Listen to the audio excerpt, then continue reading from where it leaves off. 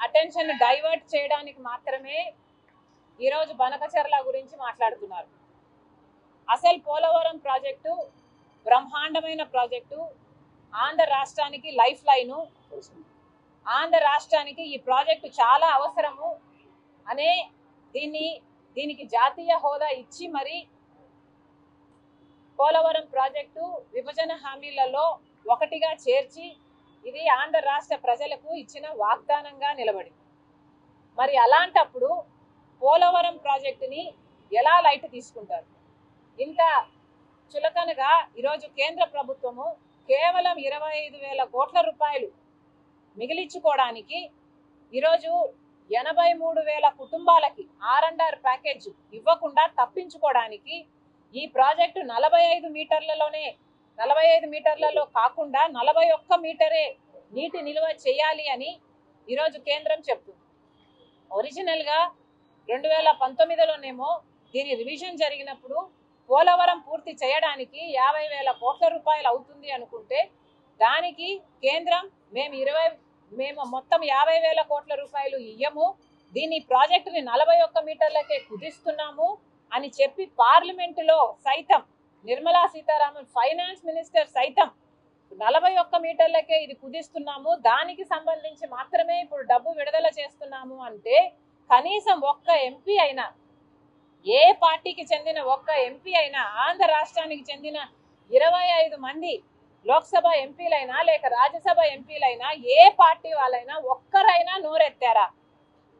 YCP ఎంపీలైనా, TDP ఎంపీలైనా, Janasena ఎంపీలైనా, BJP ఎంపీలైనా, అసలు ఎంపీలు మీరు ఆంధ్ర రాష్ట్రం నుంచి ఉన్నప్పుడు పోలవరం ప్రాజెక్టును బీజేపీ అంతగా కూనీ చేస్తున్నప్పుడు ఇది ఒక 45 మీటర్లలో నీటి నిల్వ చేయకుండా 41 మీటర్లలోనే ఈ ప్రాజెక్టుని నీటి నిల్వ ఒప్పుకుంటే అసలు ఇది గ్రావిటీ బేస్డ్ ప్రాజెక్టే కాదు, ఇది ఒక లిఫ్ట్ ఇరిగేషన్ ప్రాజెక్ట్ అవుతుంది, ఇది ఒక బ్యారేజ్ అవుతుంది, పెన్నా వరకు నీళ్లు రావు.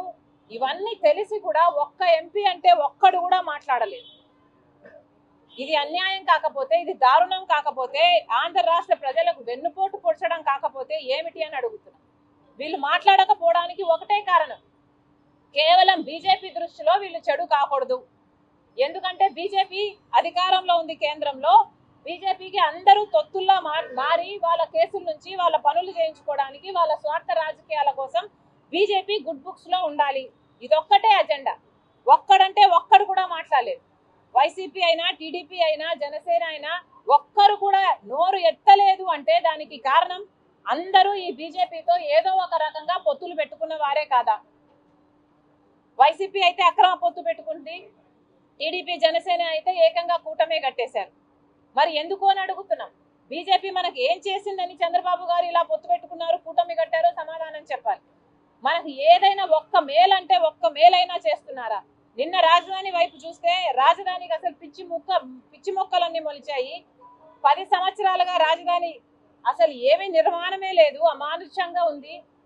ఇప్పటికీ కూడా అప్పులు ఇస్తున్నారు రాజధానికి.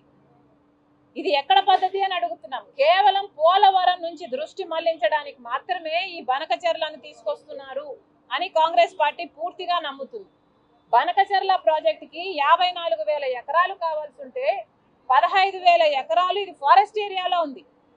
మరి ఫారెస్ట్ ఏరియాలో ఉన్న ప్రాజెక్టుకి పర్మిషన్లు రాకుండా మీరు ఎలా ప్రాజెక్టు మొదలు పెట్టాలనుకుంటున్నారు? అసలు బనకచెర్ల ప్రాజెక్టు 80,000 కోట్లు కాస్ట్ అయ్యే ప్రాజెక్ట్ అని అంటున్నారు. మరి అంత డబ్బు ఎక్కడి నుంచి తెస్తాడు చంద్రబాబు గారు? ముందు పర్మిషన్లు అని తిరుగుతున్నారే, ఈ పర్మిషన్లతో పాటు 80,000 కోట్ల రూపాయలు ఎక్కడి నుంచి తెస్తారో, లేక కేంద్రమే 80,000 కోట్లు ఇస్తుందో, ఇది పార్లమెంటులో వాళ్ళు అష్యూరెన్స్ ఇచ్చిన తర్వాతనే చంద్రబాబు గారు బనకచెర్ల గురించి మాట్లాడాలని కాంగ్రెస్ పార్టీ డిమాండ్ చేస్తుంది. మొత్తానికి బనకచెర్ల ప్రాజెక్టు కంటే కూడా పోలవరం ప్రాజెక్టుకు వీళ్ళు కట్ చేయాలనుకుంటున్న 25,000 కోట్ల రూపాయలు ఇచ్చి జలయజ్ఞంలోని హంద్రీనివా ఇలాంటి ప్రాజెక్టులు, మిగిలిన ప్రాజెక్టులన్నీ పూర్తి చేస్తే సగంలోనే అయిపోతుంది. 80,000 కోట్లు అవసరం లేదు. జలయజ్ఞంలో బ్యాలెన్స్ ప్రాజెక్టులు, పోలవరం ప్రాజెక్టు పూర్తి చేసుకుంటే బనకచెర్ల ఇచ్చే నీళ్ల కంటే ఇంకా ఎక్కువ నీళ్లు, ఇంకా ఎక్కువ సస్యశ్యామలం అవుతుంది మన రాష్ట్రం. అవన్నీ పక్కన పెడతారట, ఇప్పుడు బనకచెర్లను ఎత్తికేసుకుంటారట. అసలు దీనికి డబ్బులు ఎక్కడున్నాయి? దేనికైనా డబ్బులు ఎక్కడున్నాయి? పోలవరం ప్రాజెక్ట్ అన్నది జాతీయ ప్రాజెక్ట్, రాజధాని అన్నది మనకు కట్టివ్వాలి, డబ్బులు ఇవ్వాలి, ఫ్రీగా ఇవ్వాలి అన్నది మన ఒప్పందం, మన హామీ. అలాంటప్పుడు అవన్నీ మర్చిపోయి ఇప్పుడు కొత్తగా బనకచెర్ల అని అంటున్నారే. అసలు మనకు హక్కులు అయిన పోలవరము రాజధానికి మనం డబ్బులు తెచ్చుకోలేకపోతే బనకచెర్లకి ఎలా డబ్బులు తెచ్చుకుంటాం? చంద్రబాబు గారు సమాధానం చెప్పాలి. కేవలం ఇది అడ్వాన్సులు మొబిలైజేషన్ అడ్వాన్సులు తీసుకొని ఇది ఒక ఏటీఎం గా తయారు చేయడానికి మాత్రమే బనకచెర్ల ప్రాజెక్టును ముందుకు తీసుకొచ్చారు చంద్రబాబు గారని కాంగ్రెస్ పార్టీ ఆరోపిస్తుంది. ముందు పోలవరం కథ తేల్చండి, జలయజ్ఞంలోని బ్యాలెన్స్ ప్రాజెక్టుల కథ తేల్చండి. అవన్నీ మాట్లాడిన తర్వాత బనకచెర్లకు అన్ని పర్మిషన్లు వచ్చాక డబ్బులు కూడా అష్యూరెన్స్ పార్లమెంట్ లో ఇచ్చిన తర్వాతనే బనకచెర్ల గురించి ఆలోచన చేయాలని కాంగ్రెస్ పార్టీ స్పష్టంగా చెప్తుంది.